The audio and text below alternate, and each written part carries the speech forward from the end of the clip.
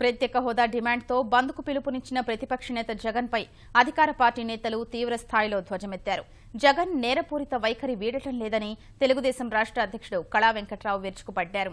ప్రతిపక్ష నేత జగన్ బాధ్యతారాహిత్యంగా వ్యవహరిస్తున్నారని మంత్రి దేవినేని ఉమామహేశ్వరరావు విమర్శించారు. గణతంత్ర దినోత్సవం రోజు ఆందోళన పిలుపునివ్వడం సరికాదని ప్రభుత్వ చీఫ్ విప్ కాల్వ శ్రీనివాసులు, తెలుగుదేశం నేత బండారు సత్యనారాయణ మండిపడ్డారు. జగన్ కుట్రపూరితంగా ఆందోళనకు దిగుతున్నారని ఎంపీ కేసినేని నాని విమర్శలు గుప్పించారు. జగన్మోహన్ రెడ్డి గారిని తీసుకుందాం, రేపు పెట్టుబడులు రావడం లేదంటున్నారు, ప్రత్యేక హోదా కావాలంటారు. ఈ ప్రత్యేక హోదా కోసం మీరు ఢిల్లీ ఎందుకు వెళ్ళరండి? ఢిల్లీలో ఎందుకు ధర్నా చేయరండి?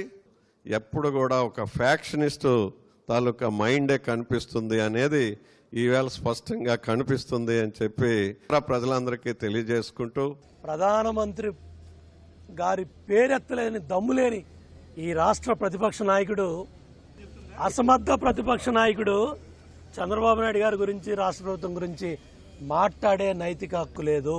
నేను అడుగుతాను జగన్మోహన్ రెడ్డి గారిని కానీ ఎవరైనా సరే, మీకు 26వ తారీఖే మీకు సమయం దొరికిందా?